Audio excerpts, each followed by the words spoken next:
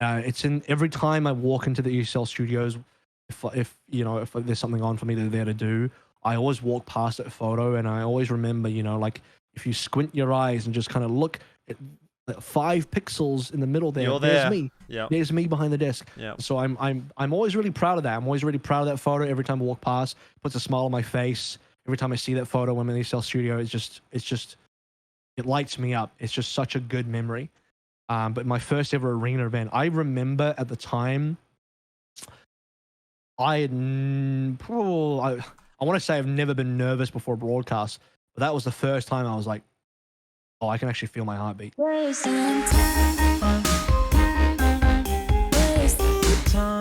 right, AVRL. Kevin Walker. Who is AVRL? Many people have wondered that. Dickhead. Yeah, and some people want to know who AVRL is. That's the kind of person that's watching this this show. So, well, for those of you that maybe don't know, AVRL is an Overwatch League commentator. Some say the best Overwatch caster in the world. I would say so. But what else are you, AVRL? Thanks, what else do you do? I mean, apart from Overwatch League.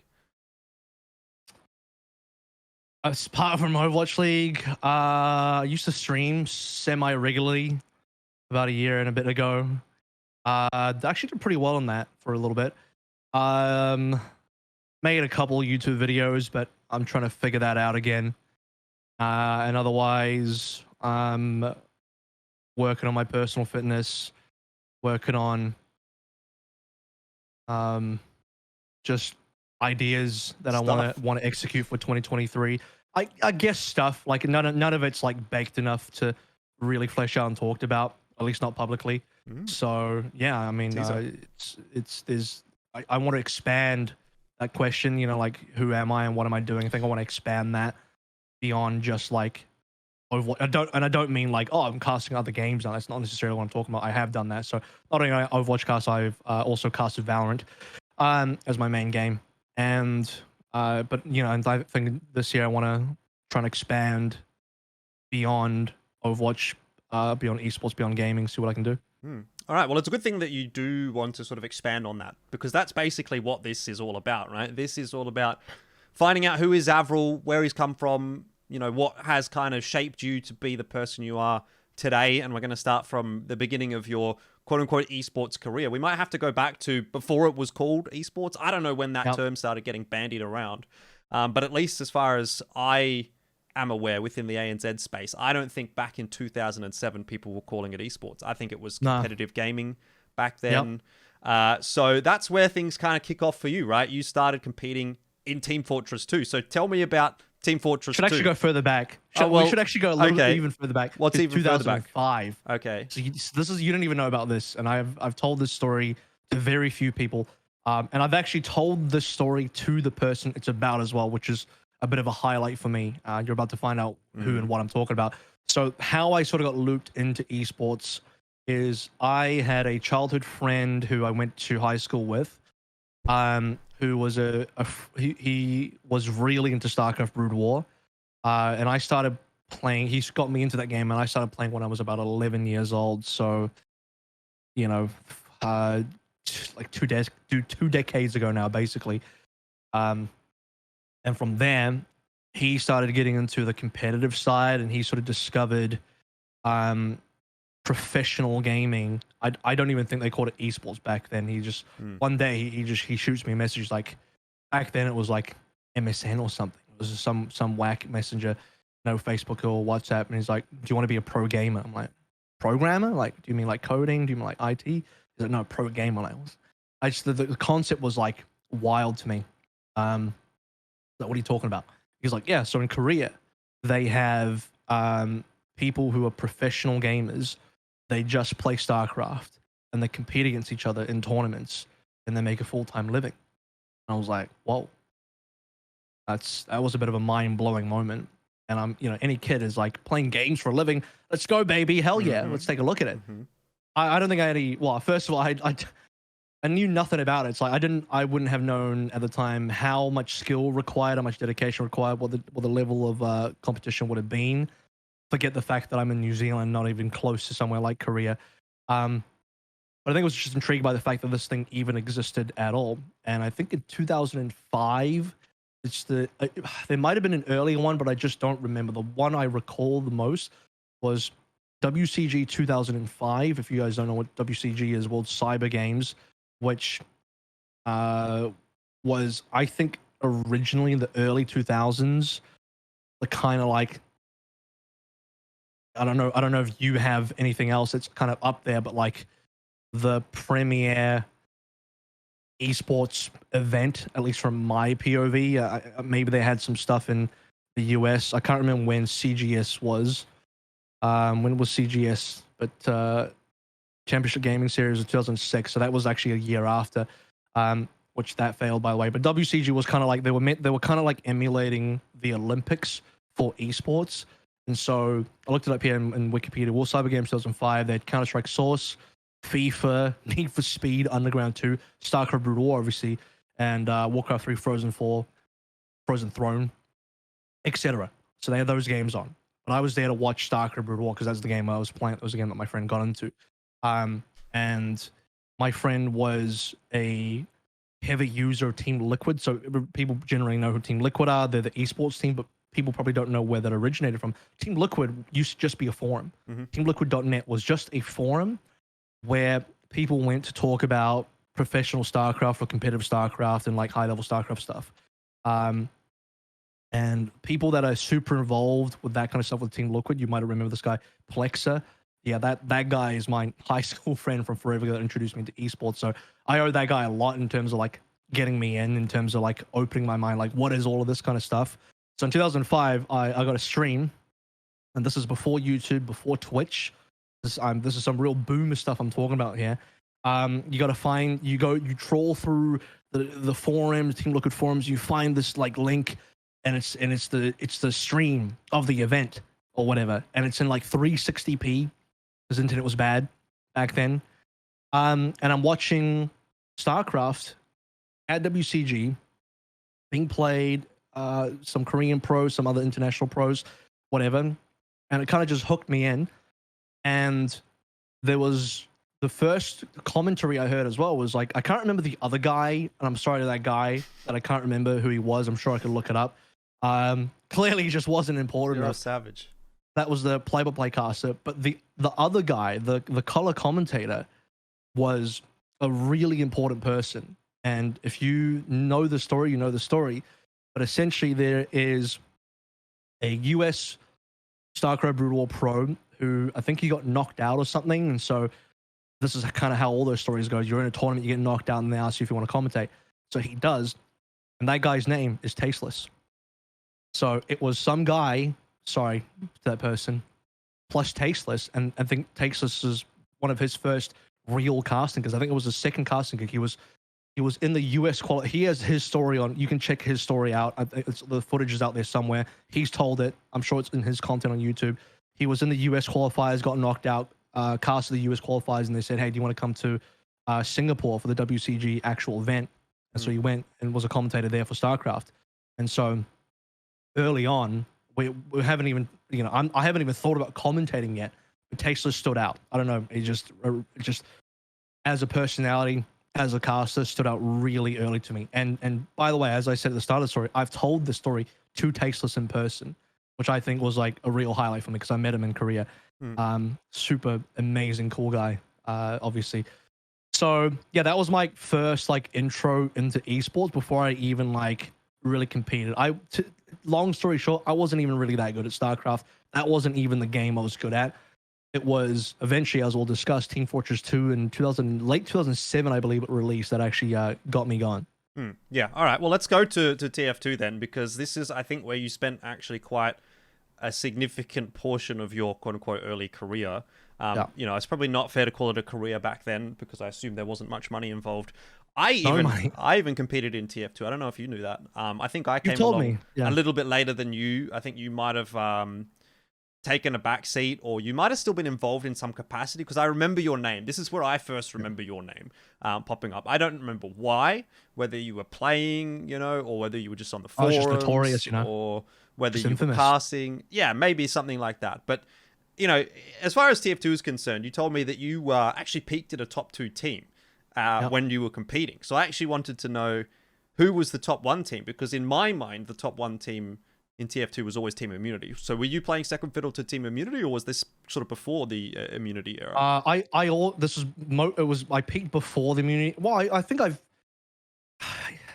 I peaked team wise before Immunity, but I peaked individual skill and player wise during the Immunity era. So pre-Immunity era was the Mad Dogs era. This is so long ago. Mad Dogs had guys like Nesk and Boat, spelt BOWT, who I eventually teamed with for a tiny amount. And Rep, notorious player that guy's very notorious. Oh, you want to talk about infamous? You want to talk about notoriety? That guy's notorious. I think he eventually got caught for like some sort of like trigger bot or something like that. Jury's out on that one. So, and by the way, some of these guys appeared in early Overwatch days. We'll get to Overwatch. I know Rep was there in super early Overwatch because the dude is just a character. He's actually just a character. I have no idea where he's at now. Yeah. So it was the Australian squad of Mad Dogs who came from why do I forget the name? It's the game where you have a squad of like Marines and a squad of like aliens. Natural selection. It's natural selection, yeah. But they came from natural selection. That's where they came from. And I started in 2008 trying to play competitively, joined my first team, whatever. Still playing 8v8 back then with crits on, by the way. Really dumb stuff. Eventually swapped to 6v6. Really cool. Started getting better at the game. Joined some better teams, moved up the ranks, and eventually I ended up on the best team from New Zealand at the time, which is called TSM YSW. TSW. Sorry, not Team Solo Mid.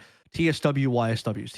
TSW was Team Sidewinder. All the super OGs remember Team Sidewinder.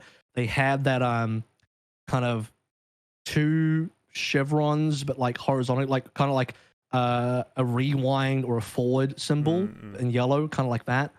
Team Sidewinder was a reasonably big org back then. When we talk about orgs, obviously they're compared to now, they're all like nothing. Those orgs back then were drops in the bucket. There was nothing really involved in there.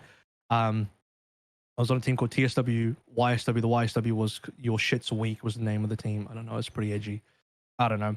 And I was 17 at the time. I got brought in with this prodigy kid who was 15, who I teamed with, and then a bunch of older guys. When I say older, they were in their, I want to say early to possibly nearing on mid-20s at the time.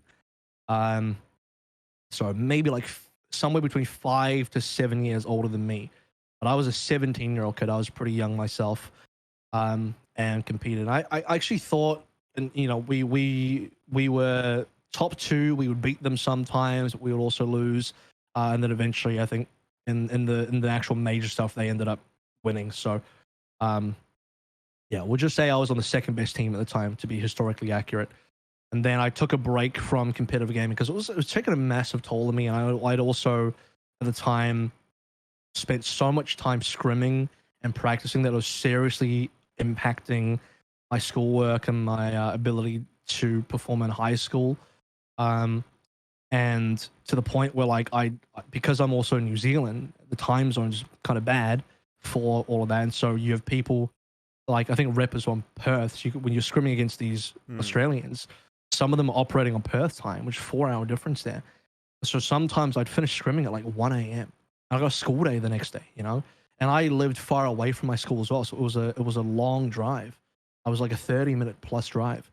So I'm sleeping for like 5 hours at night on a school night sometimes. And I just go to school mega tired, can't concentrate, just completely cucked my schoolwork.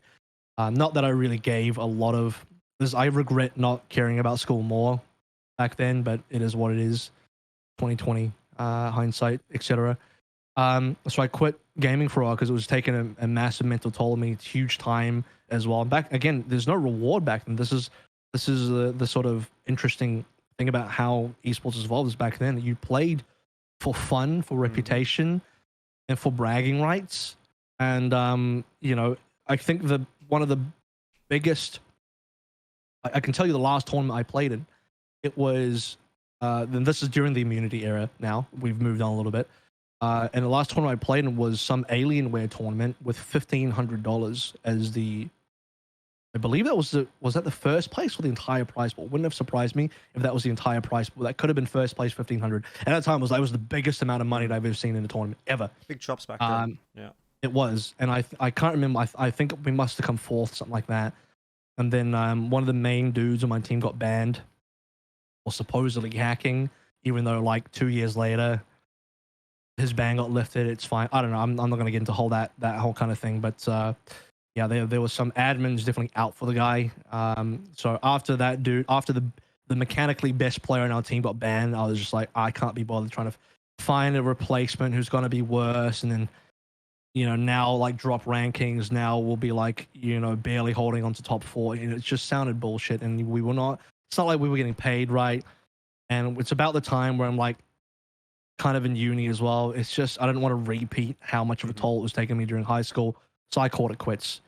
And took a backseat. So it was my last event, and I think that might have been around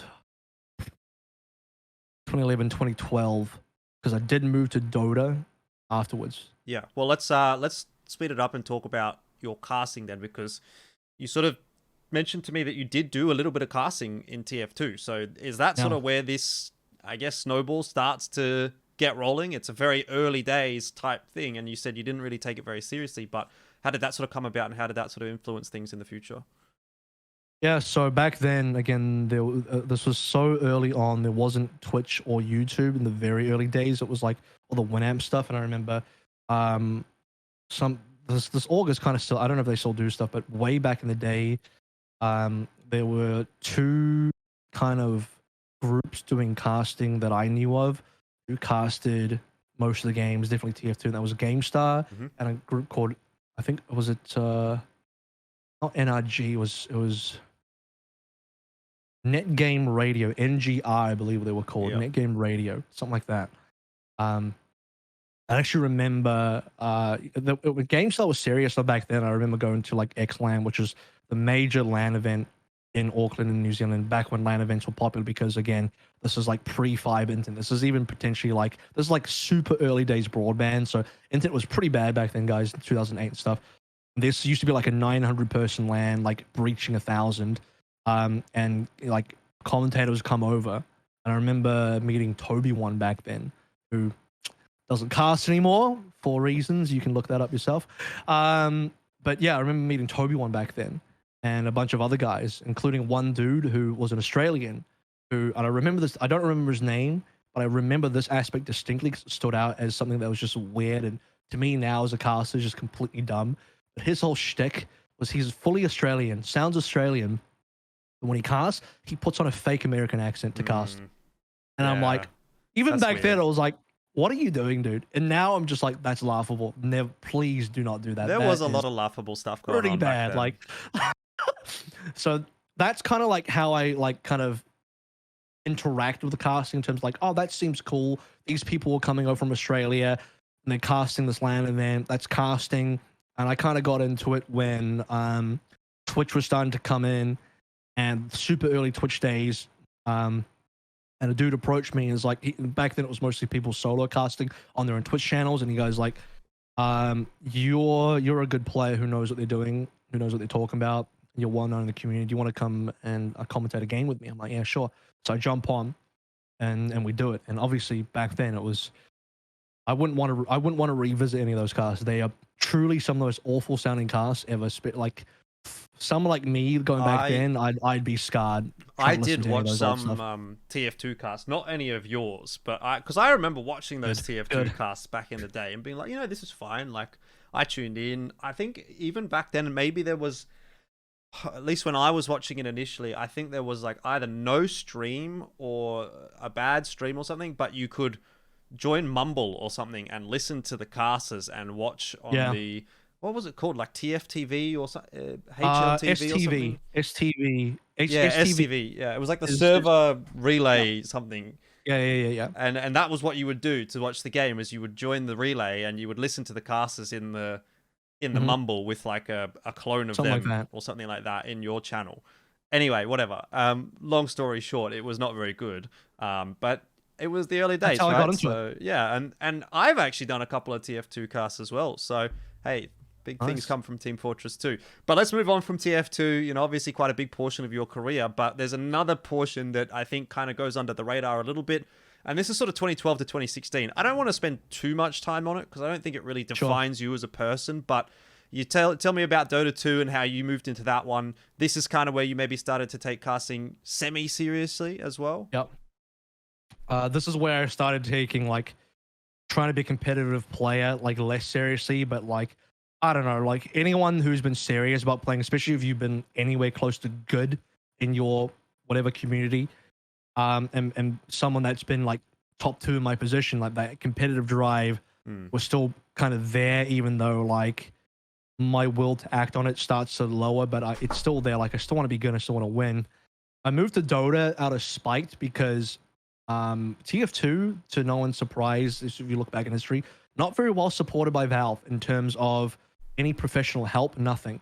There was a super casual game where they would just introduce like dumb weapons, which by the way, never thankfully made into competitive because we whitelisted all the items and stuff. But yeah, like they would never really give support, no prize pools, no official events, nothing like that. And the TF2 community, like this goes way beyond Australia. This is coming from even like the ESEA stuff in the US and whatnot. They had access to talking to Robin Walker and all the big Valve guys who were behind TF2, and they would have nice conversations, then nothing would happen. Yeah. And meanwhile, you're seeing at the time, and this was a nail in the coffin for me, Valve announces Dota 2, and they announce it with a $1 million first place prize. 1 million was the first place prize, and the whole prize pool was like 2.7, 2.8 million dollar prize pool, the international, which at the time, this is the first TI. Obviously, everyone knows about TI now. 40 million, whatever it is, but back then, just a 1 million for first place, which is a huge prize pool in the day. And when was the first TI? Was it 2011? I have no idea. International one. Let's take a look. I've got zero. It is 2011. Knowledge. In 2011, should have brought Luke on. 2011. They announced and they placed international. And you go back and you listen to some of the interviews, guys like Dendy and stuff from Na'Vi, their history with TI, when they got invited to play in this event and they heard it was a $1 million event, they thought it was a scam. They legitimately thought it was a scam because that amount of money was never seen in esports before. The highest prize pool I'd seen back then was like 250,000 for like CGS, Counter-Strike 1.6, where you'd split it 5 ways, each player gets 50k, right? And that was ridiculous. 250k for a team was the highest, and this was quadruple that at 1 mil. So Valve do that. You start to see all of this competitive stuff come out. Valve major support for Dota 2. Dota 2 is just otherwise just and as you see it roll out of beta, etc., it's just a very well supported game.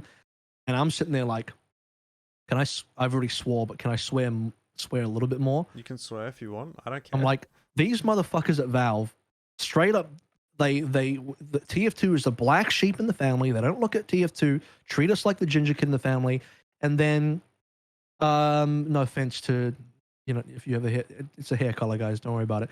And meanwhile, you have this Dota tournament for $1 million fucking dollars. You got to be shitting me. So I was pissed. I was mega pissed. So I was like, you know what? I'm not gonna hate the player. I'm gonna hate the game. I'll play the game your rules then. So I moved over to Dota. I was like, you're gonna support this game. This game I'm gonna play. I wasn't that great at Dota. I was good at Dota, but I wasn't great. I wasn't good enough because sadly, when you're going up into games like that, you're going up against the people who've been playing Dota 1 for God knows how long. And I had some Dota 1 experience, but not to that degree. So I could not really compete. But I got a bit of an itch for casting because I kind of enjoyed it a little bit from TF2. It was fun.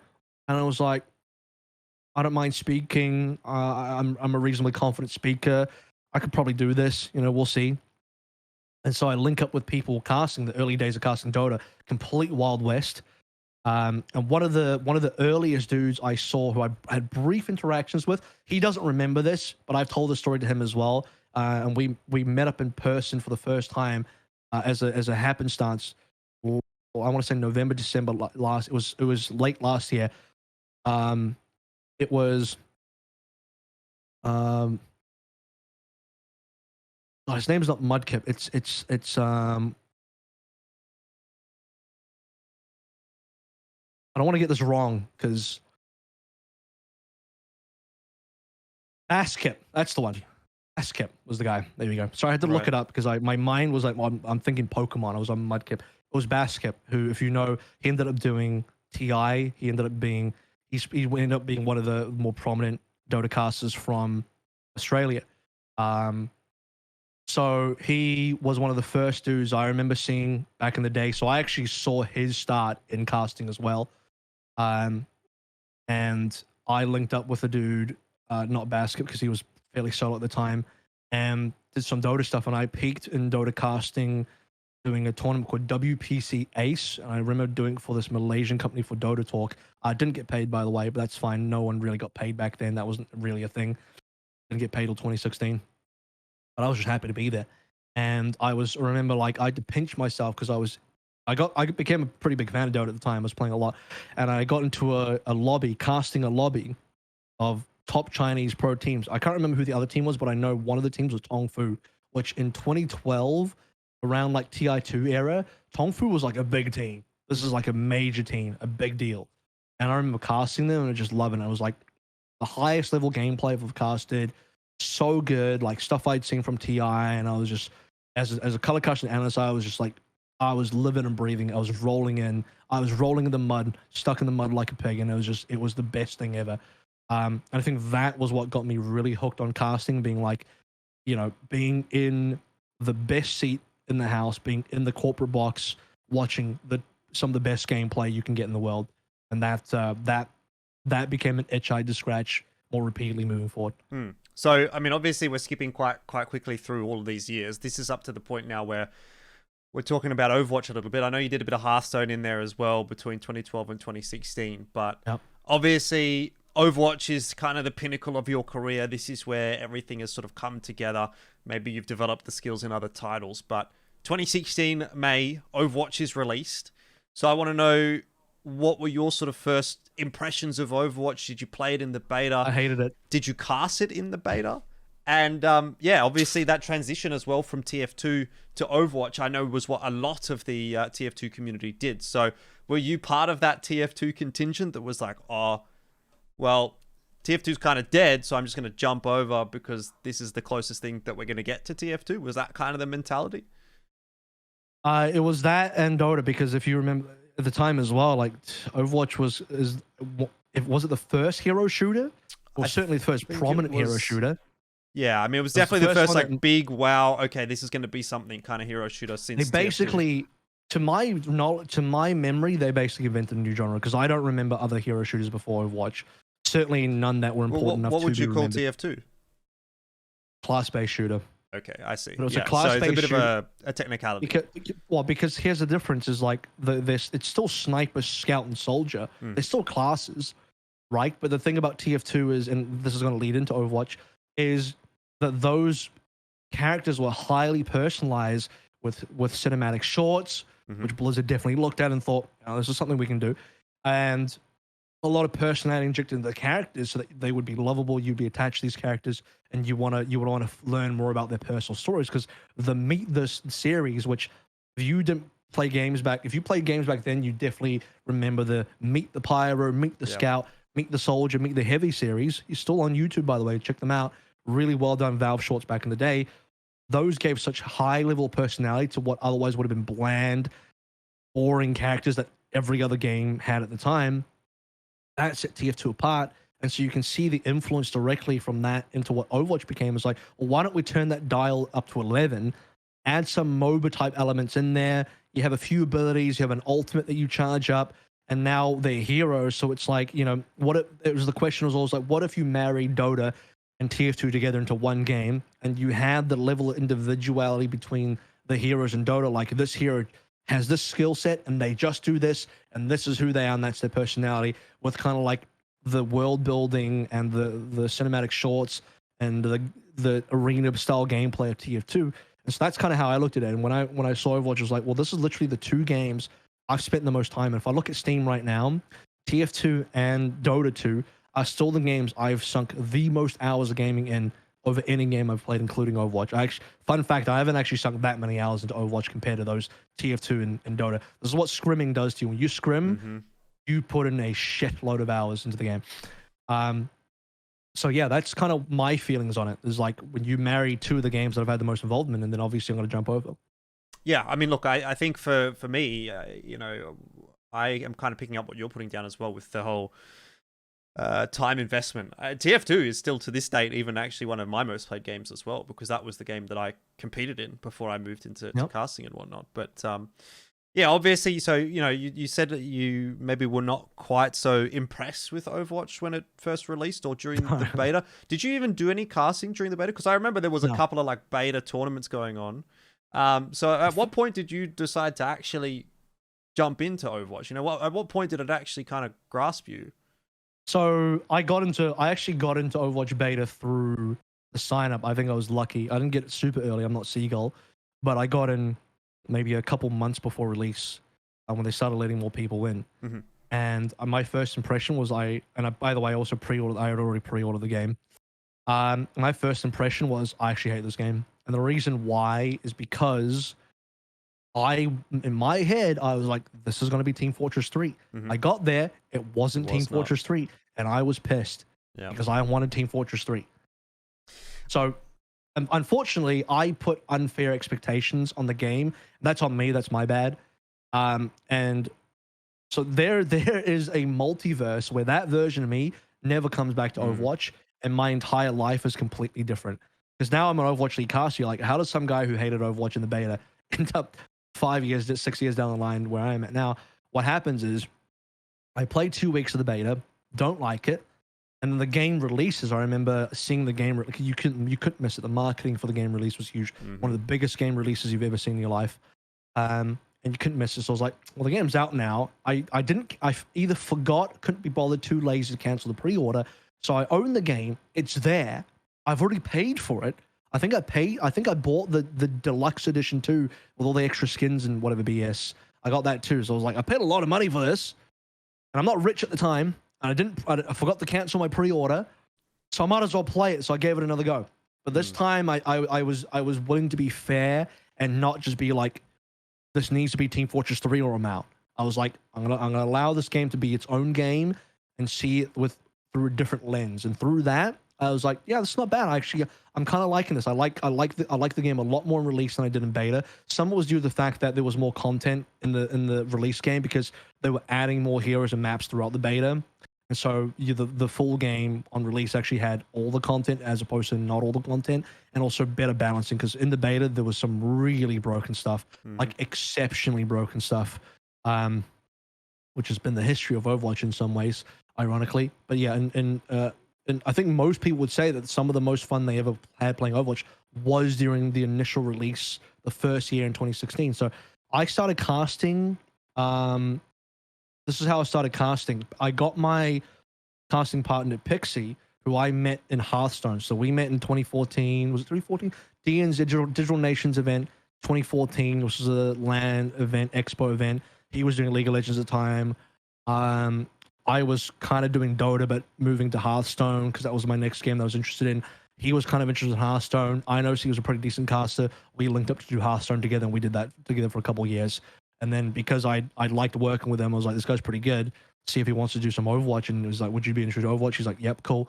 So we started doing some Overwatch. And the first event we did was an ESL Cup. And that is actually on my Wikipedia. Like the very first thing on my Wikipedia was from that. What was the date? It was 2016 July. So that was my ESL ANZ Major Cup 1. That was my very first Overwatch cast ever. And it was shit. But I got to thank someone as well for getting me onto that. Mikester got me onto that. So shout out to you, Mike. There you go. Well done. You get paid for it? Fact. Hell no, I didn't. Hell no. No shot. Hell no. Not back then. You think ESL no, ESL do pay, but not for that event. Yeah. That was a too low level event. But it did come back and help you on, on your journey. Obviously having that relationship with ESL was quite impactful later on down the track. So how were those first casts? They were obviously quite janky, right? Because I remember casting in beta, no one really knew what they were doing. No one really knew what the meta was, what the comps were, blah, blah, blah. There was no established I feel like there was no established meta back then. People were still trying to figure the game out. I was just doing whatever, man. They were just like, I remember back then, they didn't even have the competitive rule set properly. When I first played, because I played first, I was like, well, I'm gonna, I still had this lingering dream of wanting to be a player, which died very quickly. And I actually joined the best team in Australia at the time for like maybe 2 weeks. And RQT and Gumba were on that team, and they got me on. So you remember RQT? Yep. Gumba's eventually became, and he is now the head coach of the Florida Mayhem. So like these guys are still, well, I don't know what RQT does anymore, but Gumba's still in the scene pretty deep. And those guys eventually went to Taiwan, all that. We can talk about that as well in terms of how that affected me, because there was a bit of a link there. So I link up with these guys, play with them for 2 weeks, didn't work out, had some disagreements in the team. Don't have to go into it. It's all just young gamer bullshit. We're like early to mid 20s back then. We're all 30-year-old men now, so it is what it is. All water on the bridge, and like I got nothing but respect for Arcade and Gummer. I've met up and hung out with them multiple times since. So whatever, we move past that. And the ESL Cup event was me casting them winning without me. Fun fact. So wow. that was actually one of my first kind of good, kind of bad situation. Kind of good, kind of bad. It is what it is, but I was, technically speaking, on the best team at the time. Those were all WoW guys, so they came from World of Warcraft and were like better than TF2 guys, which blew my fucking mind. So yeah, that was how that sort of ended up happening.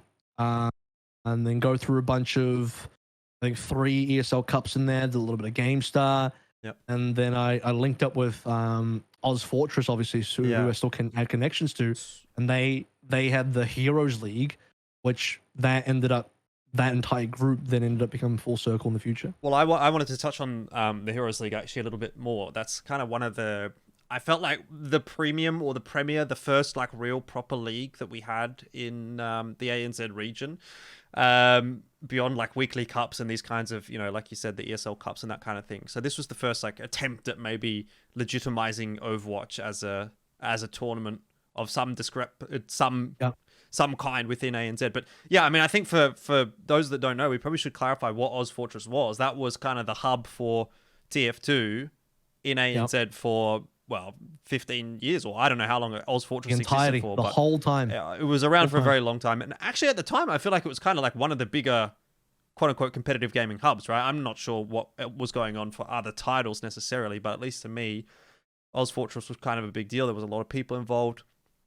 And as we've obviously touched on, a lot of people moved from Team Fortress 2 to Overwatch. So these guys even identified potentially a move there in that Ozfortress could potentially be, I don't know, a tournament organizer, a broadcaster, something like that with regard to Overwatch, and kind of carry on that legacy and maybe bring back the golden years of Ozfortress, because it had, I think at that time, started to sort of slow down a little bit, TF2 competitive. But the other thing I wanted to mention about this tournament, and you can sort of touch on any of these topics as you like, was that it was a pretty stacked caster lineup if you look back at it in hindsight, right? So you've got yourself and Pixie. I was going to bring this up. And then you've also got Sideshow and Bren. So, I mean, I know, again, Sideshow and Bren both came from Team Fortress 2. They were doing some of like the Insomnia lands or something like that back in the day. And clearly they had a vested interest in Overwatch as well. So how do they end up working on an Australian event? You look at this Wikipedia, 2016, what is it, September, I was going to call it random. It's at the time, it was pretty huge. Somewhat rando Australian OCE Overwatch event, and it's got 3 future Overwatch League casters on it. Yep. What in the fuck is going on there? It's got me, Brendan Sideshow on there. Excuse me. But Brendan Sideshow were obviously they came from TF2, and the TF2 community fairly tight knit. So the different communities, even globally, knew each other, and were linked up like that. And sometimes different. If you wanted to cast, you would cast in different regions. It was all kosher. It was all whatever you wanted to be. So I linked up with Brendan Sideshow back then. That was the first time I met Brendan Sideshow. I actually cast with Bren. There is an exceptionally old VOD of Bren and I casting together that no one should ever watch, because I'll just speak to my side. Again, anything from back then, no go. no, not very good. He would probably even say like, yeah, his casting's way better. For those that don't know Brendan Sideshow, obviously they used to be Overwatch League casters. They're currently now probably one of the top 2 pairs in Valorant globally, next to Hypoc and Pansy. It's Brendan Sideshow, I'd say, personally for me, and most people would agree, is like the other top pair in the entire Valorant global casting scene. So 2 gigantic people. Also, I hung out with Brendan Sideshow in Korea just November, a couple months back now, and it was a lot of fun. So linking up with those guys in person again. But yeah, so that was a huge event in terms of, because that was also a studio event. That was was it my first ever studio event? I think back. I think well, here's the thing: is Digital Nations DNZ 2014 for Hearthstone was on a stage in this expo arena. If you imagine like a supernova type event, it's kind of like that, but it had some esports, and it had a stage, and there were maybe like 20, 30 people watching. I don't know if I call it studio. I wouldn't call it an arena event either, but my first like in studio event was this Ozfortress Heroes League season 1. I remember casting maybe the finals of that in an actual studio. So that was another pretty major career step, because it was actually studio work that I didn't get paid for. Yeah, well, no one really got paid for anything back then, but moving on, obviously you did quite a few of these ANZ sort of domestic tournaments. There was like a GameStar Spring Series that was with like Xenox and Bobby J, so another couple of the OG Overwatch casters. My first time meeting Xenox, as well. And you sort of, I guess at this point you're kind of establishing yourself as one of the talents within the region.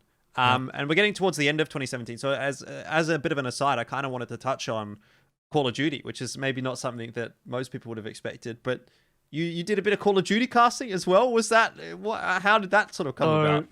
You're from the Oceania region. Okay, if you're not from the Oceania region, and you hear LPL, you're probably thinking about the League of Legends Pro League in China. But if you're from Oceania, you hear LPL, you probably know it as Let's Play Live. So I was actually there in person for kind of like somewhat the inception of LPL, Let's Play Live, and they had their first ever event, which preceded the Call of Duty event, which was a League of Legends event that Pixie did. And you know, it was cool. It was what it was. This is a new TO. And afterwards, LPL were like, well, this is fine. We'll do another event. Let's try a different game this time. So they wanted to do Call of Duty.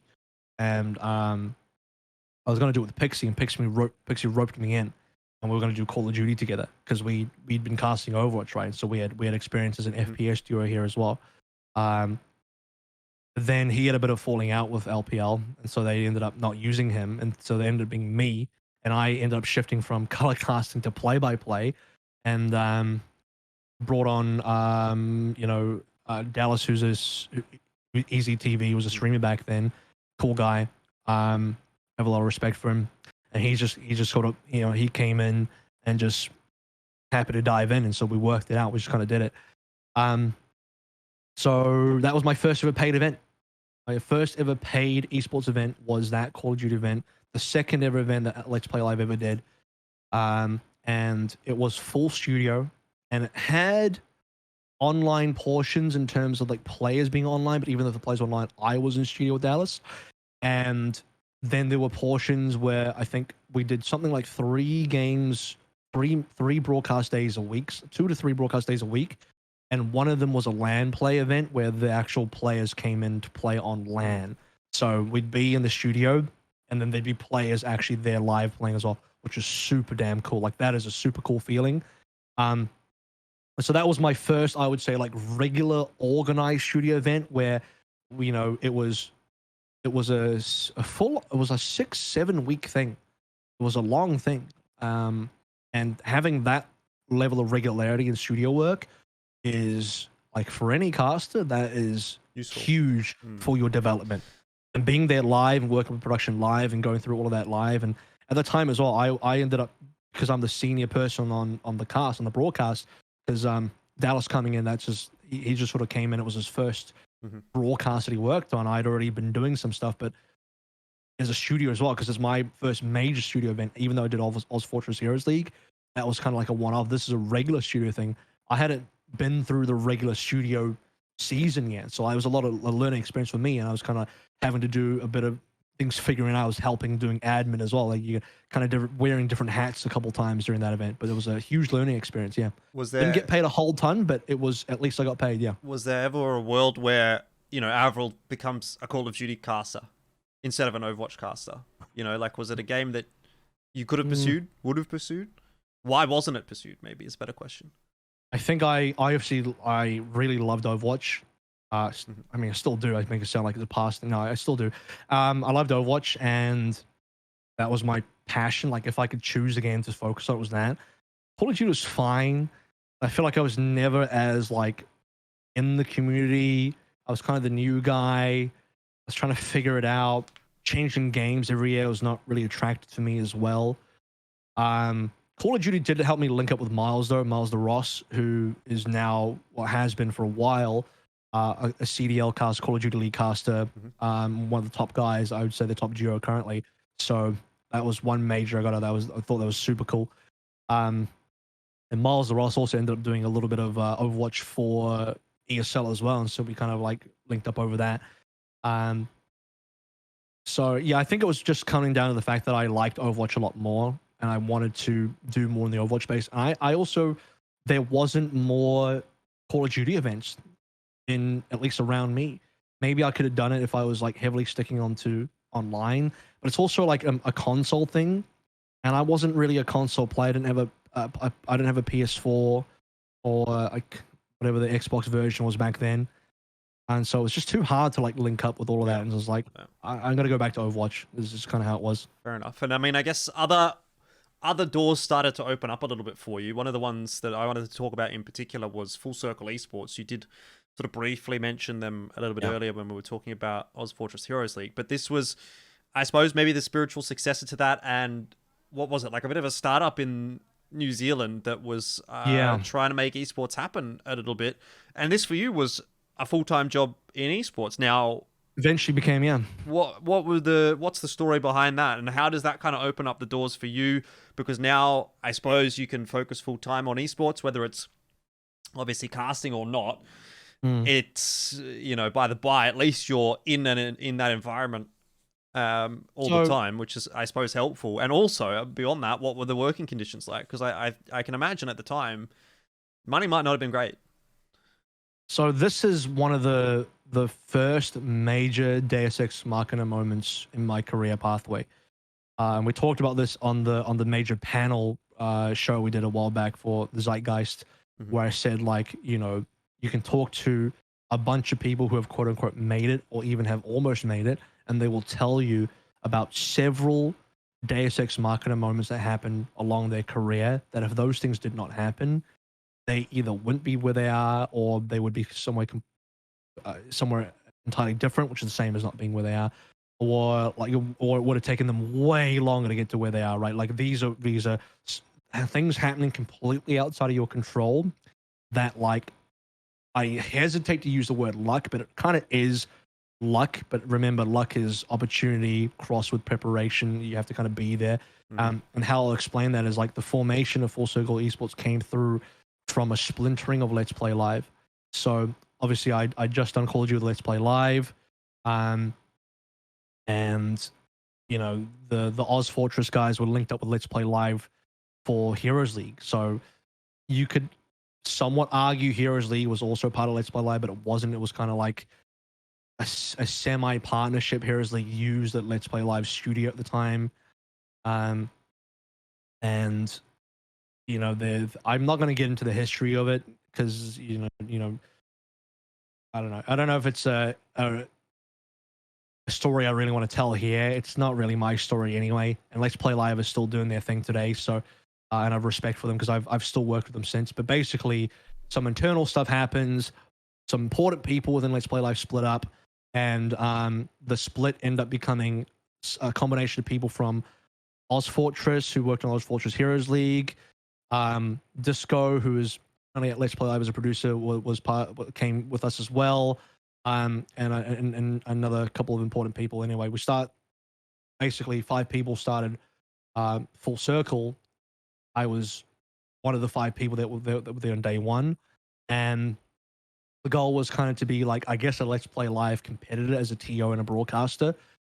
And because the thing we'd done the most on was Overwatch, and Overwatch was kind of popping at the time, like, let's do that. And also I want to cast Overwatch. And so we ended up starting this event called the Summer Series, which at the time was, I think, the biggest oceanic Overwatch event that existed. Yep. The prize pool was, looking at it now, 9,000 AUD, which I believe was the biggest prize pool at the time. It was $6,000 for first place, and prize pools before that were not even close to my memory. So yeah, this was a pretty major event. I believe it was 10,000 all up, 10,000 AUD all up, and a full studio broadcast production with multiple qualifiers going for a long time, with a crap load of teams, and as professionally well done as possible. I think at the time was the most professionally well produced broadcast for Overwatch locally in Australia. So I got to be part of that. Yeah, I remember watching that, I think, and, you know, sort of tuning in and seeing how you guys were going. And I remember Full Circle being, it sort of felt like quite legitimized. I don't know how that felt on the ground, but from the outside perspective, I thought the product was pretty good. What you guys were doing looked pretty good and that kind of thing. You know, obviously since then, Full Circle has now ceased to exist. Maybe that's something we get into a little bit later, because there is still quite a history with Full Circle, right? You were there for quite a while before you eventually moved away and started to move on to bigger and better things. So a couple more things from that era from 2017 was that Oceanic Summer Series event. Ironically, by the way, Contenders just did an event last year called Summer Series, and I remember, you know, talking to some of the old guys about it. I was like, what do you think of this? And they're just like, it's just appropriate. The name. You guys were ahead of your time. Anyway, so we did the first Summer Series in 2017. Anyway, that was the final. We actually flew in Xenox, Genome, it was Bobby J and Dr. Daniel Russell, Dr. Nutter.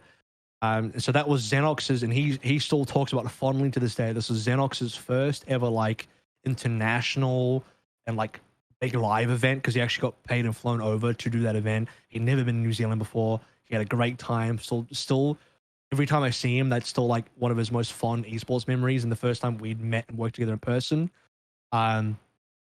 So that was cool. And then from there, this is Deus Ex Machina moment number 2. So number 1 was the formation of Full Circle, which required the splintering of Let's Play Live, because otherwise I don't think I would have probably, if that never happened, I'd probably try and embed myself with Let's Play Live a bit more, but their direction might have been different. They might have done more League of Legends stuff. It's hard to say. The splintering of that into Full Circle for me allowed me to like get a little bit deeper and have at the time a full-time job, which, you know, not the best paying, but when I say full-time job, I got paid full-time so that I didn't have to do anything else. That's all I just worked with that company. That's all I needed to do is for my own finances, which is, in terms of going from flipping burgers to that, I'll take that any day of the week. I have no regrets there. I'll make that decision 100 times out of 100, you know. Yeah, and I think back then it was a big deal too. Working full-time in esports in 2017 is like, excuse me, that's yeah, that's cool. How many people are doing that? But it was a startup, so you know you're kind of running on some VC money there. But anyway, Deus Ex Machina moment number 2 was when the sort of the leadership side of Full Circle also got involved in team org side things. So they wanted to organize, they wanted to build and create and manage an esports team brand. So they became Blank Esports. Some people might remember that name, especially from Overwatch in Australia. You might remember that name. And basically what they had done is they picked up Jam Gaming at the time, which was another super old org. Jam Gaming was RQT's team. So fun fact, after I got kicked from that Untitled Spreadsheet team, who then became Tempo Storm, RQT then got kicked from that, and he joined Jam, and then Jam became better than Tempo Storm, and then he ended up, you know, a couple guys from Tempo Storm that ended up on Jam. That's just kind of how the player situation. Early in a little bit of back and forth. Everyone's jumping across the different teams. Blah blah blah blah blah. There was the Gumba RQT duo. That those are the two guys that were working together. So Jam becomes Blank Esports, and how this ended up coming about was because in 2017 they wanted to start a full LAN, 100% LAN, players playing every single game on stage on LAN in Taiwan. And Taiwan had a Blizzard Arena back then. which people might not remember, but Blizzard, they don't have it anymore for what it's worth. But Blizzard Taiwan had a full-on Blizzard arena, not the size of the one in Burbank, but like a smaller version inside of this tower. They had the whole floor, and they wanted to do a LAN event with a bunch of teams from the Pacific region, from Southeast Asia. They had teams from Japan, Taiwan, Thailand, and they wanted to take the best Australian team. And the best Australian team was Jam at the time. They got contacted, but they're like, we have no way of getting to Taiwan because there's a cost involved. There's a logistical cost.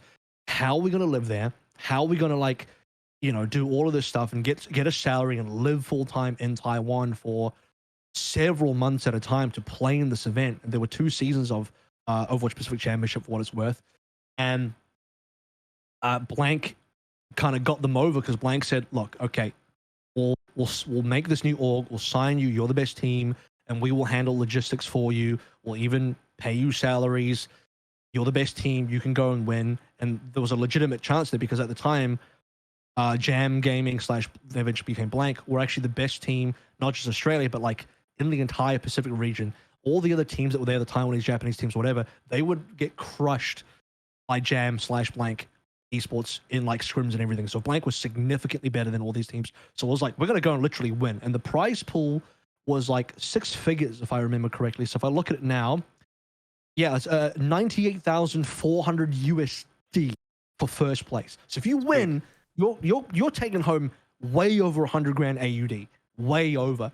So the way it works out is like, well, Blank Esports can invest, they'll split the prize pool, some will go to players, some will go back to the org to cover the logistical cost and, you know, all that, etc. So they have a partnership, blah, blah, blah. They make it happen, they make it work. And then with that, this is the part that comes into my involvement.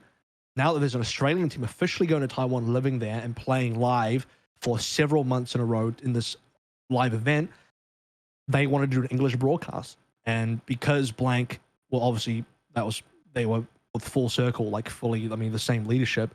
It's like, well, we can just do, you know, we're a TO, we're a broadcast group. We can do the English broadcast for you guys as well, right? That's how that kind of came about. And Blizzard Blizzard Taiwan's like, okay, that sounds good enough to me. So not only did that whole thing send an Australian team over to Taiwan for OPC, but then we got the English broadcast for it. So this is why I'm saying it's like a Deus Ex Machina moment, because there might not have been an English broadcast for it, or B, could have gone elsewhere, have those events not played out completely outside of my personal control. I had nothing to do with it. And if those events didn't happen, I wouldn't be casting, because it came to us, the broadcast came to us. Obviously, I'm the guy and I'm going to cast it. So I ended up casting the whole thing. How many teams was it? It was like 10 teams, 8 teams, playing a quadruple round robin. There was a lot of games. People don't know this at the time. I'll just say this really quickly before we move on. People don't know this at the time, but this is a bit of Overwatch lore. This was also a tester for what would eventually be the Overwatch League format in 2018. So this is in 2017, Overwatch League starts in 2018, and this was them testing, because you think about why are they doing 4 round robins? Because the Overwatch League was going to do 4 stages where they essentially were going to play sort of that format with a few more teams. So this was essentially like, how about we condense the entire 2018 Overwatch League season format into like one season, like half the year thing, and just play through that, and we'll just test it out in Taiwan. This was essentially like the test for Overwatch League 2018. I'm going to annoy you because I'm going to rewind back to 2017 now. You want to go to 2018? I'm going to take us back to 2017. Okay. You want to talk about the reason why? No, I actually want to talk about the Overwatch World Cup, because this is Deus Ex Machina moment number 3. And we're still in 2017, by the way. I made Overwatch League in 2021. We're still 4 years out, guys. We're now hitting 3 moments here. So obviously one good thing about Pacific Championship was I could do all the casting for it. I think I literally did every single game, like maybe 2 or 3. And it was so many games. It was like, this was hundreds of games, guys. Hundreds of games condensed. So this was like the hyperbolic time chamber of casting. And I would say doing OPC, every single broadcaster studio, by the way, full broadcast studio the entire way through. Reasonably high quality games. Obviously back then in 2017, everyone remembers Apex in Korea. It's in PAC we had this.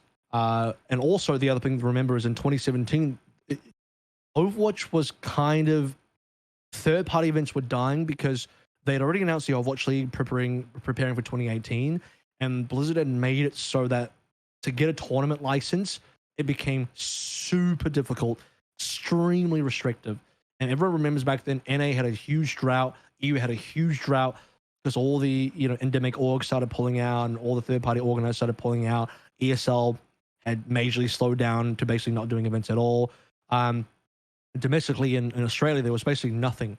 Like, you had a couple of events that guys like Xenox and stuff was still trying to do, but if you were on those, you weren't getting enough casting at all, and those were all online anyway. So I had this cheat code where I was like doing one of the few like actual Blizzard-backed event, huge major prize pools, full studio the entire way, doing it super regularly. And I was like, well, everyone else doesn't have anything to do. I'm like mega casting right now. So that's a really important thing in 2017. But I also got to go to the World Cup in 2017 for. I was on the Team New Zealand committee.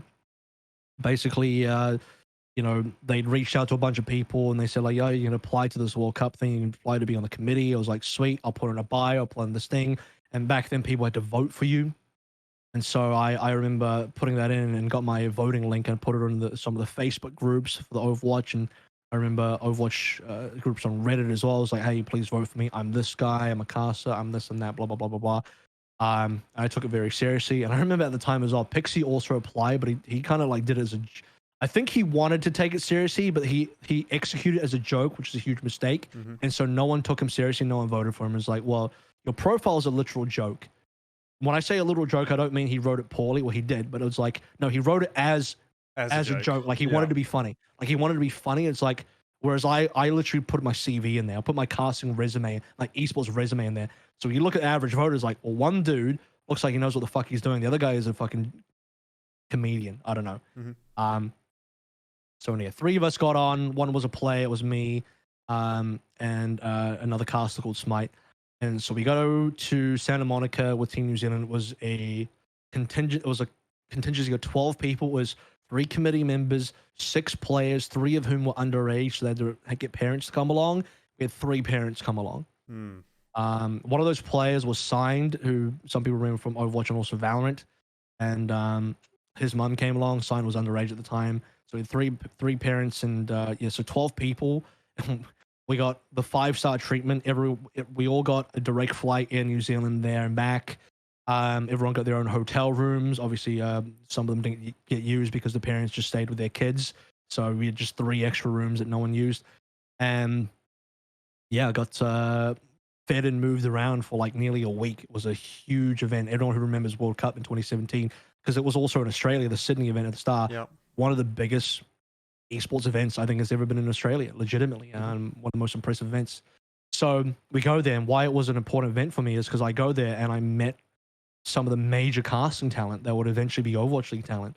And importantly, the 2 most important guys I met there were Monte and Doa. And you'll know them from back then. They did Champions, Korea, LCK, eventually did Overwatch League, and then eventually did all the stuff they're doing now. Back then, they were probably one of the predominant casting duos in the entire world. In the top 3, top 4 easily. So I looked up to them massively. Huge fans of them.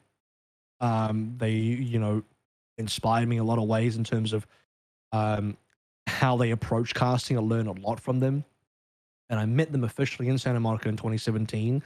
And I'll never forget this, but it was kind of after the event. It's kind of awkward talking to them. I didn't just want to be like, hey, I'm a caster. Can you like take me under your wing? But at the end of the World Cup event of the casting, Monte Cristo walks up to me, unprompted. I didn't go up to him. He walked up to me. I'd already introduced myself because we did these team interviews, and I basically answered all the questions because they asked like, oh, how do you think you'll do this event, blah, blah, all this kind of stuff, and what does this mean? And I basically, because the players, they don't want to talk and they're all kind of shy. And I'm a caster, so I just fucking talk. I just answered every question. I, obviously made myself look good in front of some important people. And after that event, Monte Cristo comes up to me. He's like, so you're a caster, right? I'm like, yeah. I was like, yeah, so, Overwatch League is starting next year, and it's going to big expansion plans, all this kind of stuff. And, we're going to need a lot of casters. I'm paraphrasing, but these are essentially the words he said.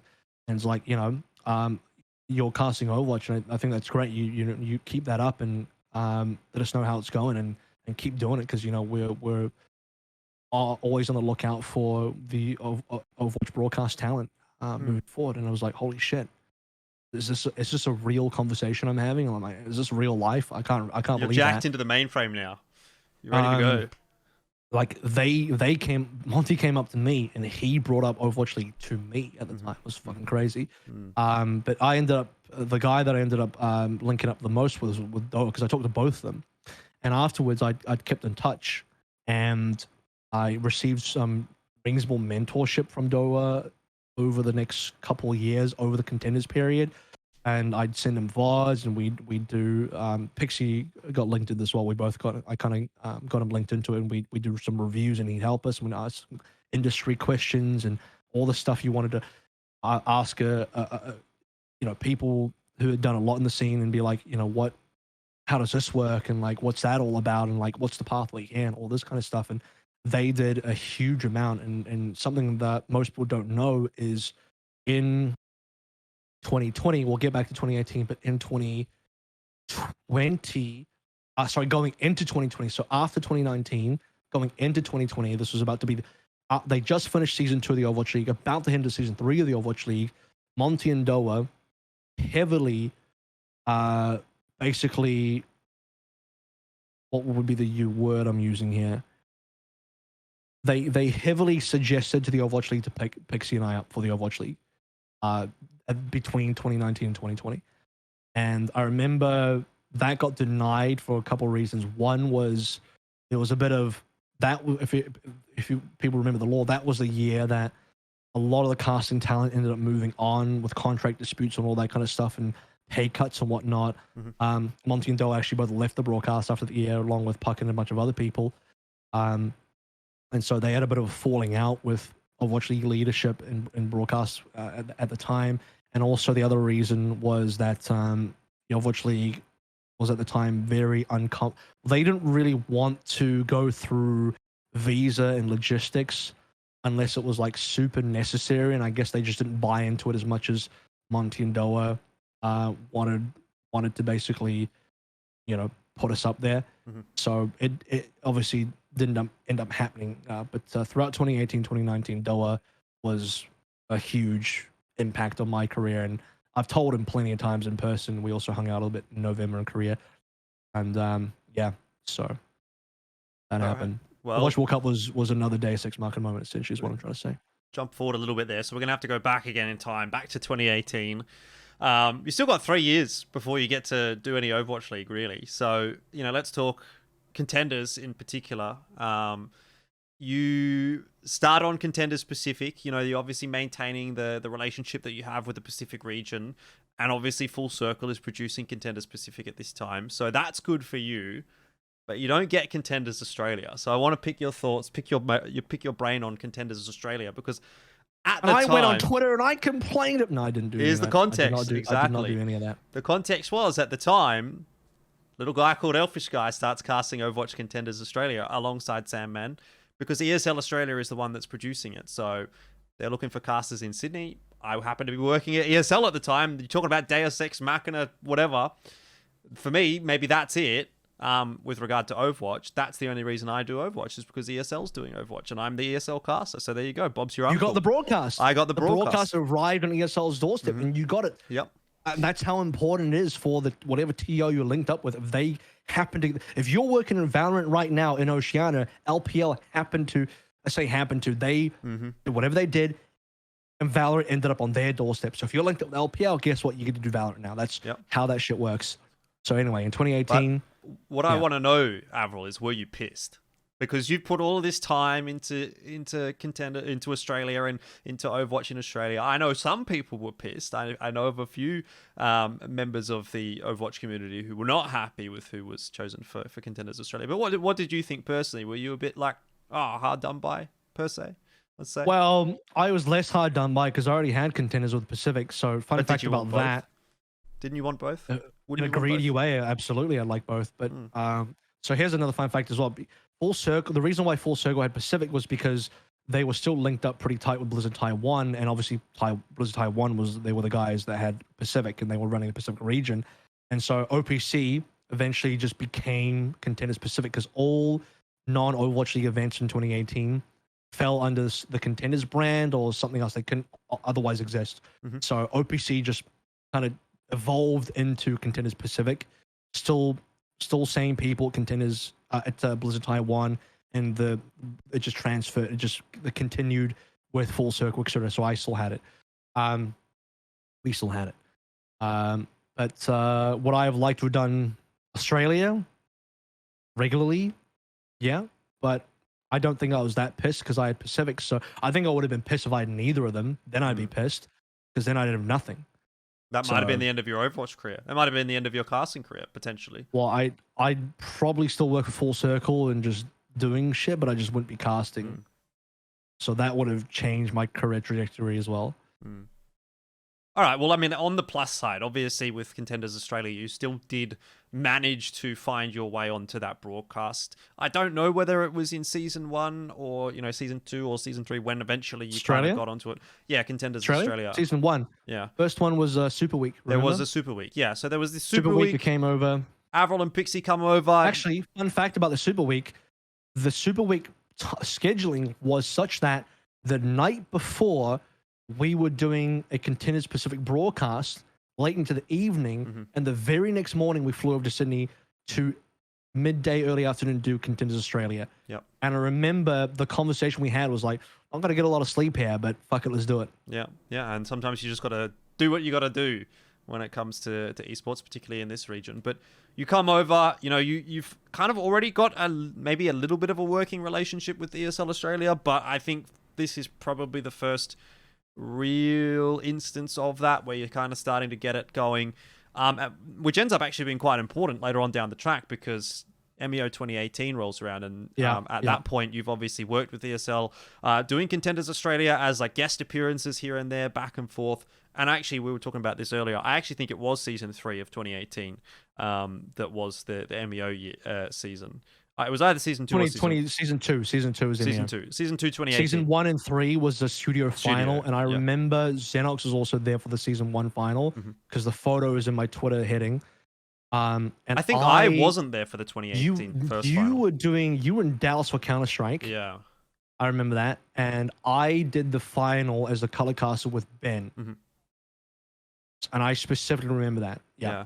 So, that's right. Well, let's talk 2018 MEO because, obviously doing some studio finals, that's all nice. That's all well and good. But I think that's starting to become par for the course almost for you. It's not as big of an event, but MEO 2018 obviously is a big event. This is your first arena cast. You've never really attended anything like this before, I assume, outside of, maybe Overwatch World Cup. Was that kind of a bigger... Yeah, but I was a dude. I got to be in the audience. I wasn't casting. Yeah, but I mean, at least you've had that atmosphere. But yeah, obviously as a caster, this is a big deal for you. It's a big step in your career. Huge. This is a milestone. Getting MEO and never. I know I'd been to Melbourne maybe once before then, but working with you guys, casting there. We also cast some other fun games there. We did. That's true. We did some really shit stuff. It was Rod Laver Arena. What was the crowd? 2,000? Was it not 2,000? I couldn't put a number to it. I don't think it was. That's the number crowd. I remember being told. Yeah. The photos there. There's some very famous photos from 2018 MEO with a huge wide panning shot. This crowd just sweeps across the whole thing. It's in every time I walk into the ESL studios. If there's something on for me there to do, I always walk past that photo, and I always remember, like if you squint your eyes and just kind of look at 5 pixels in the middle there, there's me. Yeah, there's me behind the desk. Yeah. So I'm always really proud of that. I'm always really proud of that photo. Every time I walk past, puts a smile on my face. Every time I see that photo when I'm in the ESL studio, it lights me up. It's just such a good memory. But my first ever arena event, I remember at the time, I want to say I've never been nervous before a broadcast, but that was the first time I was like, oh, I can actually feel my heartbeat. Yeah. It was when the opening titles video was playing. I remember that video because the one where they played it so many times, over and over and over. Do you remember what was it was the one with Peter Dews running through the streets of Melbourne or Sydney or something like that. Yeah, and it was like, I remember. Gamers from around the world have converged upon Melbourne, Australia for this fucking cyber athlete something bullshit, like some And I news was like, article or something.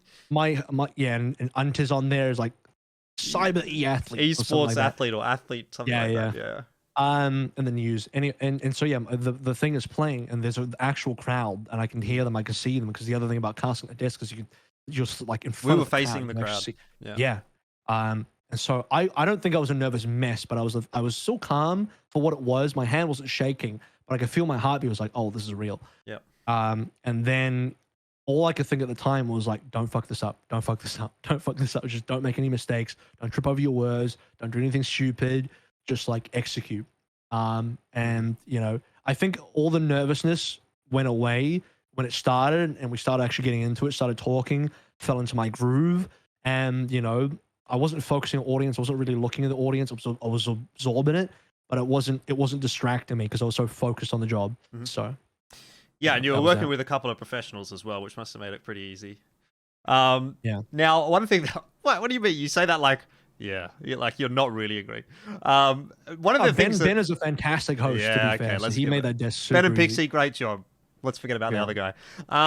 Let's talk about what I think, and you can correct me if I'm wrong here, and I might be, you know, making this a little more grand than what it was, but I think this is the defining moment of Overwatch Contenders Australia. Like the best moment in Contenders Australia history is the Punk retake on right. What map was that? Rialto. Rialto, yeah. A. Yeah. Rialto A. So overtime. So it's Darksided versus Order. Yep. And Order is winning 2-0. This is the third map. They're basically going to win. I don't know if this was like either the initial half or the second half where they were holding on point A, and if they would have held point A, it was like, yeah, they're just going to cap point A and win. Or if they had already finished their attack, and if they held point A, it was like, okay, that's over. Quick correction, it was actually, score was 2-1, Rialto was the fourth map. Right, whatever the case was, it was series point. Was I think the big important. Yeah, it was series point. It was series point. Yeah, point there, and it was basically the game was over, more or less. But Punk presses his self-destruct button, and AVRL yells, "How?" Yeah, I don't even know, because I didn't. It's not like I was thinking. When you're so in the zone, you're not thinking about anything else. Like, I'm not planning. It's like, oh, and when Punk does this, I'm gonna yell "How?" It's just like the most raw, natural reaction. And I remember now because I looked at Wikipedia, I saw the score. It's a 0-1, which means Darksided full held and then attacked A and won. Yep. So that was the full hold. They stopped Order from capping. No, I'm wrong. They were no, it was I can't whatever. So I remember watching Turmo and Zarya come up. He's got a grab. He grabs like a bunch of Order players on the payload at the end of A, and then Punk drops a self-destruct there. And at the time, you're not sure because the self-destruct is always like, it's hit or miss. Is like, it going to happen or is it going to not happen? You never really know. And he blows up like most of the Order team. And at that time, because it was, by the way, Order like majorly favored to win the series and maybe win the entire tournament. Yep. And win MEO. Darksided will consider the underdog team. And so Darksided made that clutch happen. And I think that was one of Punk's defining moments as well that really catapulted his career. Yep. And he rescued the game with a great layup and an assist from Turmo. But Punk got that slam dunk in there. And my reaction, it was just a genuine like, I was like, how did that happen? How can this happen? Like, how in terms of like all the different variations of the question, how it's like, how has this happened? You know, how is it possible? And it was just, I think I came close to losing my voice in that series. It was one of the most legendary series of Contenders Australia history ever. I think it is the most legendary series. I failed to look. I casted, I don't know how many seasons of Contenders, but of the seasons that I covered, nothing beat that because everything kind of came together, right? It was match point. It was an incredible moment. It was a big hold. The casting, the moment in the arena, you know, the stage. You were in the crowd. Yeah, I was watching. And for me, I think that was the moment where I thought, shit, Overwatch in Australia could actually be something. Do you know what I mean? Obviously, it hasn't quite gone that way. COVID definitely had an impact on that as well. But you know, that was a defining moment of Australian esports, I think, not even just Overwatch Australian esports. So, you know, I don't think anything really, and I would imagine the way things are progressing at the moment, nothing will ever come that close again. You know, unless we get another, it would have to be at like a Rod Laver Arena. It would have to be a DreamHack or something. I would say that now we've definitely had better matches because we've had grand finals go to 4-7 maps, right? And that's a higher stakes game, longer series. But in terms of like, you know, the being in an arena with over 1,000, between 1,000 to 2,000 people, being live there and having the crowd yellers on, having everyone be part of that energy, that's unbeaten. Yeah. Simply because we haven't had another MEO type event for Overwatch since 2019. Yeah. And well, what are the chances we have another one? I think quite slim. So, you know, we'll have to see, but maybe one day down the track. But yeah, I just remember that being quite a big moment. So, obviously a big moment for you, a big moment for Overwatch in Australia, and yeah, it all sort of came together. And then you did the final, which was a 4-1. Yeah, I can barely remember the final, to be honest, because I think do you know what else I remember from that event? And this is a bit of an aside, but do you remember Kanga having to replay a map that they lost or something like that? Yeah, they got 4-0'd in a best of 5. Yeah, exactly. They get 4-0'd in a best of 5, and it's like, how has this happened? And I can't remember who they were playing. They must have been playing Drop Bears. Sydney Drop Bears, yeah. In the first semi-final. Yep. Where I remember it was Eichenwald, I think, was the first map that got played that then got turned over because there was some situation where whoever chose the map wasn't actually supposed to choose the map or something to that effect. So they played the whole map. Drop Bears won it. And they were like, well, we're going to have to replay the map. And anyway, that was just a bit of a whatever. I don't know if you have anything to say on that. But I do remember that. That was kind of amusing at the time. Yeah. Anyway, we'll jump forward to 2019. You said 2019 was a big year for you. I think if you look at it from the outside and you just look at like what you casted there, you might look at that and say, you know, maybe not that big of a year because there's not a lot of casting in terms of you've already got the stuff. Like you've got Contenders Pacific, you've got Contenders Australia, you're doing both of those. You go to MEO 2019 again. Okay, at this point it's kind of standard fare, but I think what's important. That year as well. Yeah, I mean, look, but again, it's a Contenders Australia final. So it's like, yeah, it's kind of big, but it's not like it's not I don't know, is it progressing your career too much doing these kinds of events? Because obviously, well, the important stuff is when you start going overseas.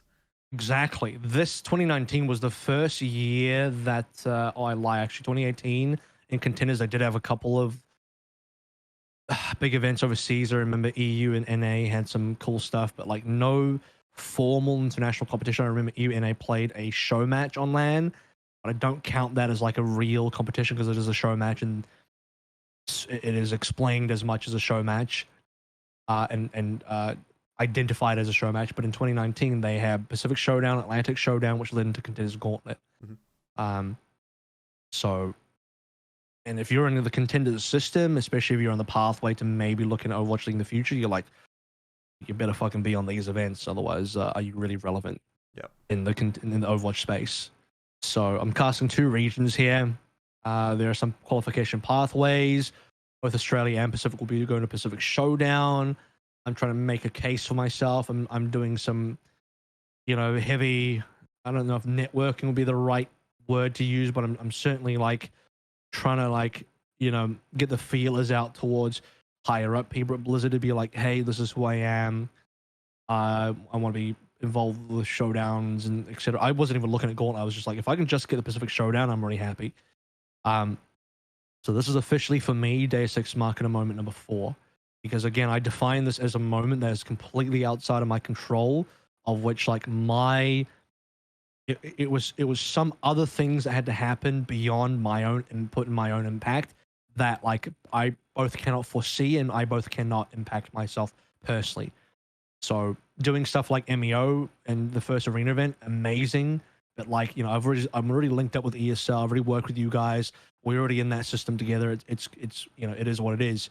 But I originally wasn't even meant to be on Pacific Showdown. Neither was Pixie. We weren't going to be on there. So the story I don't know that the story's been ever publicly told, but it's been long enough that I think I'm happy to say it.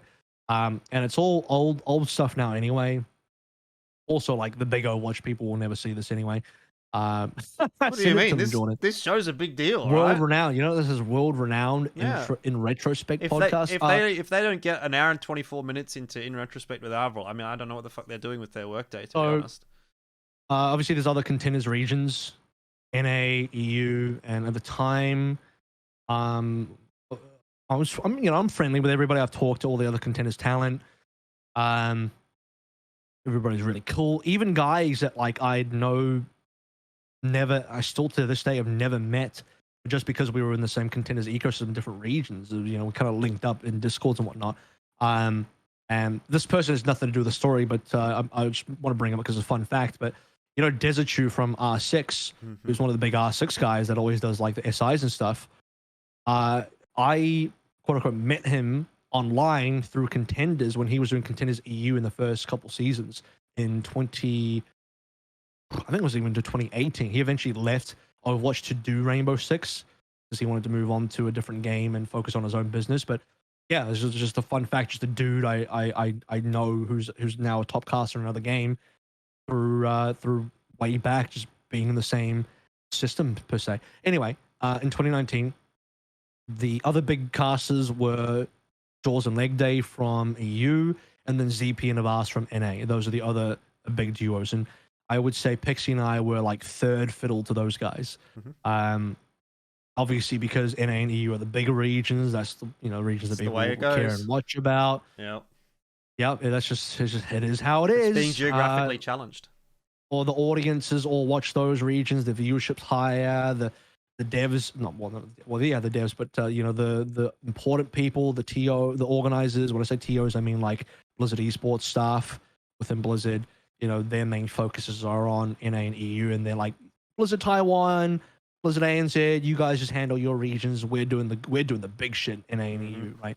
But those are also the guys that control, stuff like the showdowns and gauntlets and all that. Every kind of stuff. esport ever, by the way, not just Overwatch. Yep, it is every esport ever.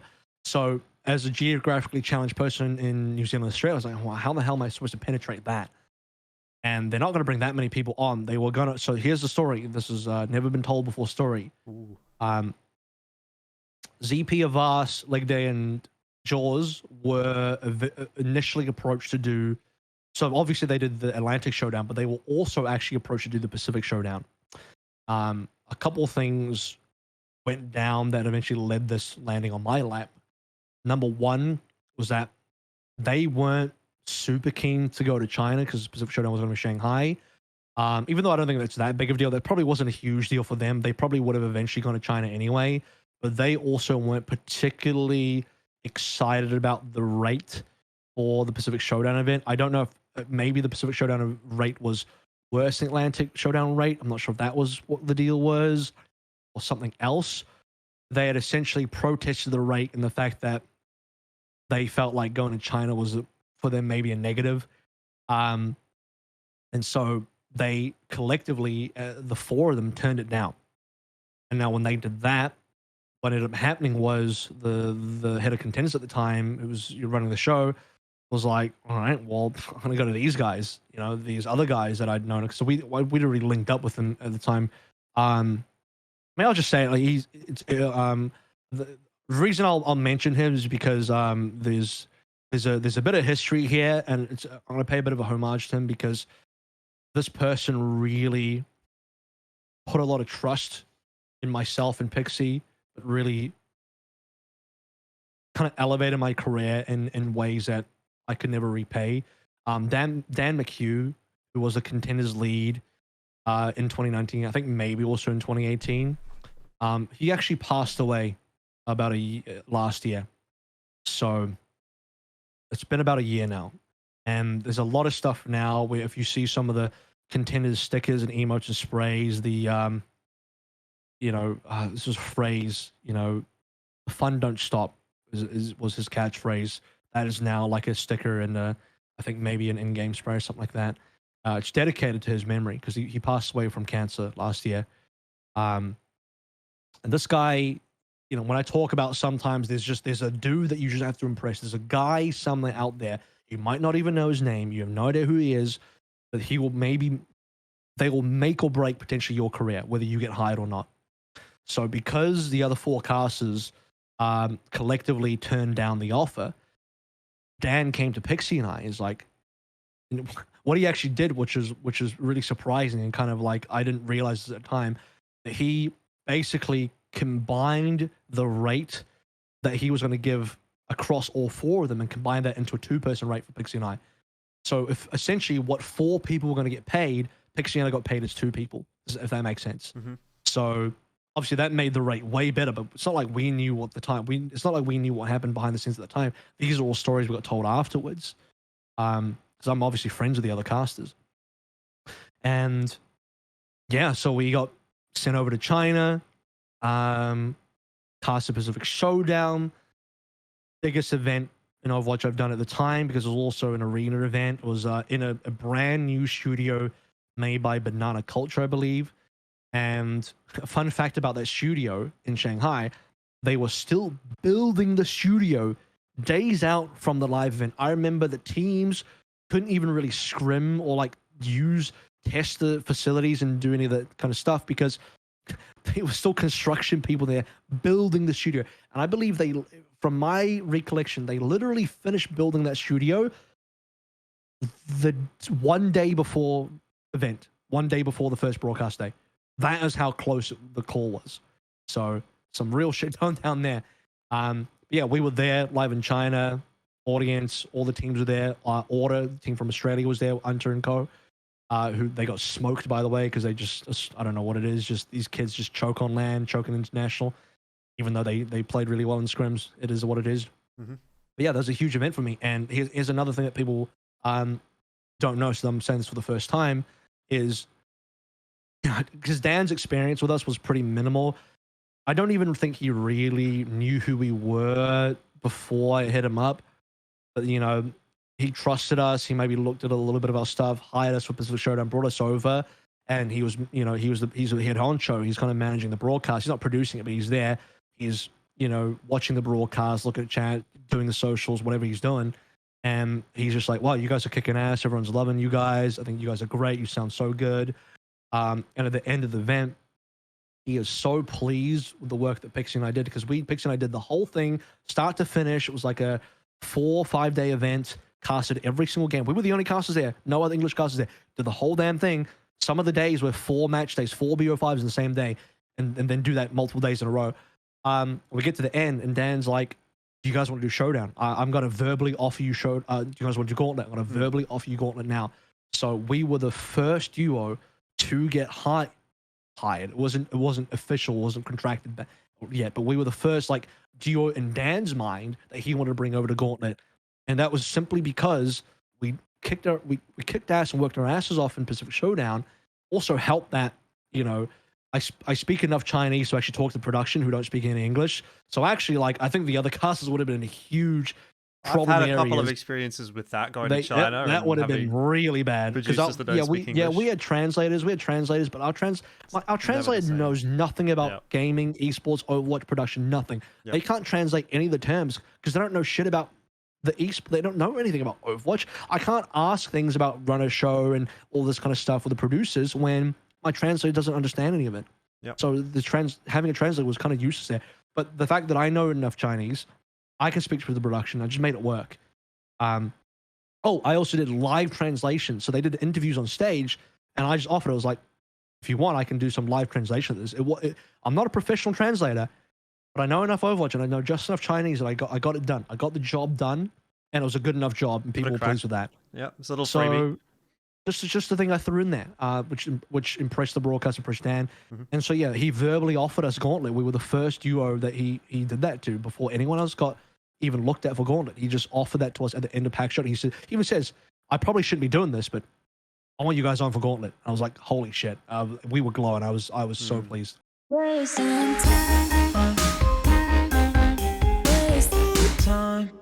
Hi there. If you made it this far and you're enjoying the content, please make sure you subscribe. Or if you really want to go the extra mile, you can support me on buymeacoffee.com/elfishguy. There's a link in the bio.